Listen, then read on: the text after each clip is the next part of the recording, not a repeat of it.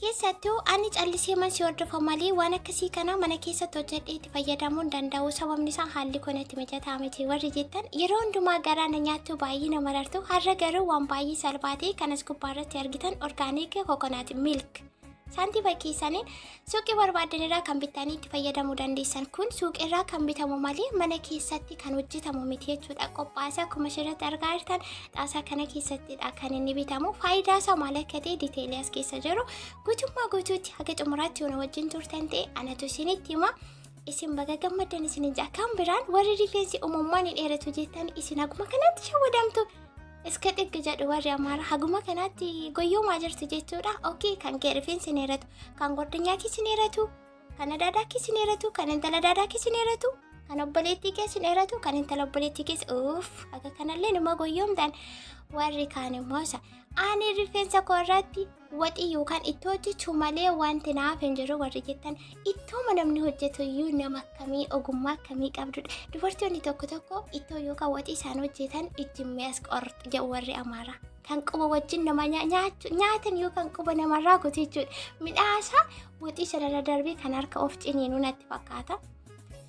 Tokko tokko immoo waxii muroo hojjetu shwaa jedhee kan jala biddeen irra keessatti darbate akka lolaa waan ta'e wayii guuree deemu wayii gamaaf gamanatti waliiruu jechuudha.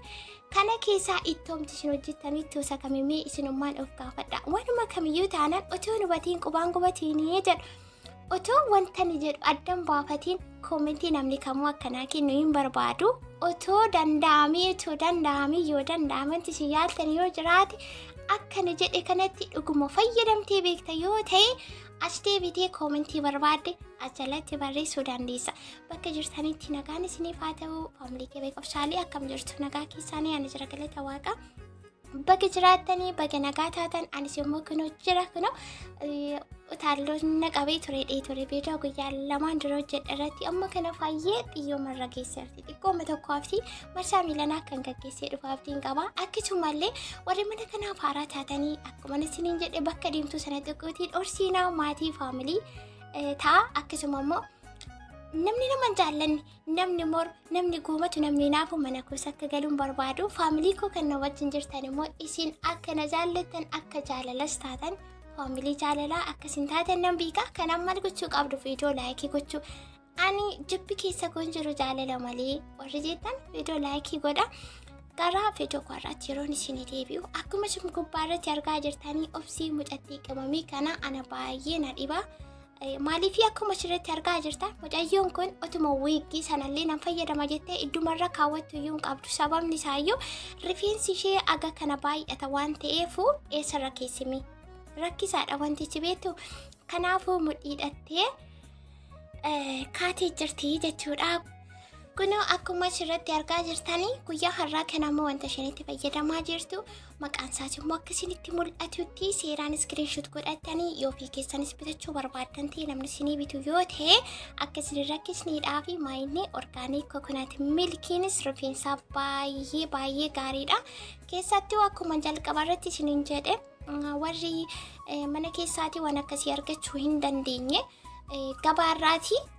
Kan dhufittiin dhabanii waan ta'eef saantima keessaniin dhabdanii erga bituun keessaniin oollee gabaabaawwan keessaniin oollee immoo kan isiniif ta'u kan namni baay'inaan itti fayyadamu kan suuqii deemtanillee hin dhabne kan barbaadamu kan nama rakkisu wayii sun faayidaalee dhabuu dhiisuu danda'a. Sababni isaayyuu waan hin jirreef kuni garuu guutummaa guutuutti suuqii kamirrayyuu ni jira jechuudha. Biyya keessallee jira kun biyya keessallee ni jira orgaaniik kokonaat milkiin kuni. Kunoo akkuma dhufeen akkuma suuqirraa bitanii kan itti fayyadamuu dandeessan wanti isinitti dabalta wanti isinirraa qannastanii jiru maaliif ofiisa wantichi keessa jira orgaanikiin wantichi keessatti barbaachisu guutummaatti dabalamee jira waan ta'eef isin akkuma dhufeen bantanii qadaaddiisa qodaa biraatti irraa buufattanii kun akkuma asirratti argaa jirtan qodaa biraatti irraa buufattanii itti fayyadamuu dandeessu. Kanaaf immoo firiijii keessa taa'u yookaan bakka qorraa taa'uu qaba kan tabalaashuuf banamee jira waan ta'eef kanaafuu gaa haaluma kanaatiin akkuma mucattii qaxalee kana warri rifeensa rakkataa ta'e qabdanii wajjin rakkatan seeraan akka jedhamtan kanatti itti fayyadamaadha. Argitanii keessatti akkamittiin akka ta'e taa'u garuu Garaa bal'achuun obsa qabaachuun laganni namaan ceesisne hin jiru. Garuu mi'aan yeroo sooshaal miidiyaa kanarratti argu persentiin 100 keessaa 100 waawwiikitti fayyadamaa jiru natti fakkaata. Amma immoo as deebi'ee immoo ammas yeroo ilaalu persentii 100 keessaa 100 namni kamuu rifeensuma ishuma qabu sana ishuma bakkuma jirtu qucuqucee mashilluu taati sanuma kan filaa jiru arga. Garatti murteessu garatti faraduu dhabee jira jechuudha. Irra caalaan garuu amma kana roon taa'ee ilaalu kan uumama isaatti deebi'aa jirus natti fakkaata. Mee isin eessa jirtu? Akkuma koo kana argaa jirtu moo akkamtu mana keessan keessa jira? Kunoo akkuma asirratti argaa jirtanii dirqama yeroo itti dibattu akkasittiin bakka afuritti hirtee jirti. Maaliif akkan ammas akkan godneef jechuudha. Rifeensichi baay'ee hamaa waan ta'eef isheenis immoo jabaattee qabattiitii jirti. Kanaaf isinillee kana caalaatti rifeensa jabaataan qabaa namni jedhu jira jedhee yaadu ani. Rifeensi kun ana baay'ee tokko na sodaachisa. Garuu isheenis immoo qabdee jirti aga dandeesse adeemsa keessaa fooyyeffachaa dhuftee jirti. Kun akka kokonaati milkii haala kanaatiin itti dibuudhaanii erga dibattanii booda feestaalii jala gochuuni carqii akkasiin labitti gootaanii daqiiqaa muraasa booda wanti qaamoo otoo miicuun duratti kan itti dibamudha yoo ta'e ofirraa miicuun dirqama. Fooliinsaa kokonaatii meedhaa qabaatii kokonaatii kan hin beekne jirtu foolii kokonaatiidha. Garuu an akka kootti qabaatii sanaaf itti dibee deemuun natti hin tolu maaliif na dabbara fooliin suni. Isa booda irratti sirriitti akka hojii hojjetuudhaa fi fooxaarra keessatti shabitti gootee jirti argitanii shabitti gootee jirti jechuudha. Asumarraan warri rifeensi koonumaa xiyyoo isaarratti rakkina qabaa maal gochuun qabaa jettanii video gadi bu'aati ilaalaa fuuldurattis immoo nan dhufaa jechuudha. Video gadi bu'aati ilaalaa amma kana sana yeroo hin jedhu as keessa sinjalaa wal keessa sinjalaa babbaduu danda'a isinii galuu dhiisuu danda'a. Amma waa'uma kokonaatii kanarraa as argitanii laxxiqaatti jedhee jira gadi jedhee jira. Amma maal gochuuf deemti? Miicuuf deemti jechuudha. Miicuuf deemti isa walitti dhadhooftii kana walirraa hiittee yookaan gongonaa kana hiikamaa isa booda garuu dhumarratti aga dhumaatti ilaalami bakka dhumarratti waan ta'etu wayii tokkotu jira. Ani immoo nan aareyyoo achi ga'ee ani immoo nan aare maaliif amma kanatti amma oltee dhumarratti fataffatu isheetu na aarsee.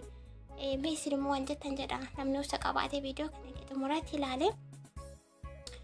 Inni kan biraan rifeensi yeroo jajjabaataa ta'e uumamumaan achi keessa jabaataa ta'e marge garuu lallaaffisa kun rifeensa lallaaffisa gaafa jedhamu siistema ittiin waan namaa kenname kana qabatanii jechuudha.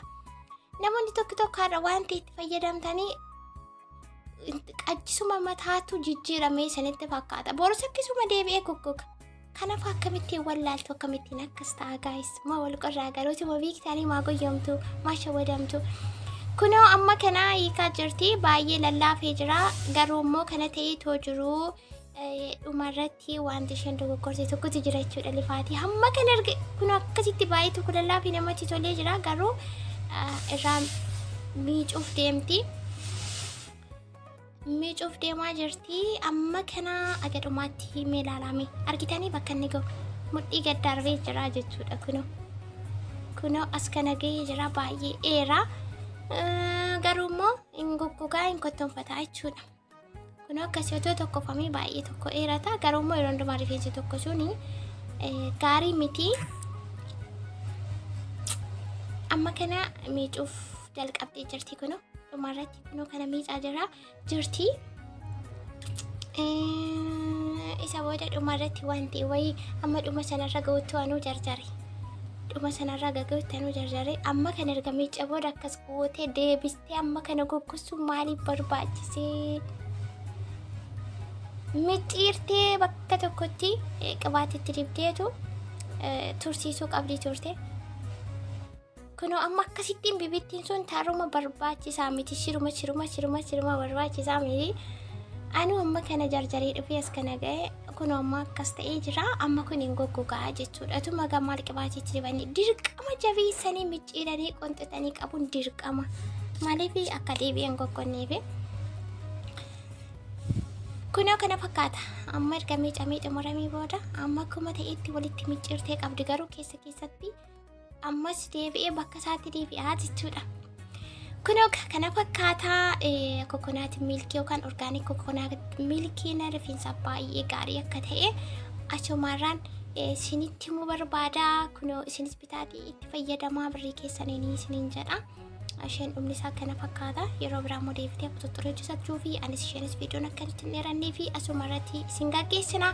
Viidiyoo laayikii sheerii gochuun irraanfatina. Assaaf astaayitii keessan yaada keessan koomentii irratti barreessa. Obboleettii kanarraatii obsa akkasiin horattan akkasumallee akkasiin irraa barattan akkasiin jabaattanii mooraalii isiniif taatii kaka'umsa isiniif taatii simsi'eessiti jedheetanii itti amanaanii kunoo kana fakkaata jechuudhaan baay'ee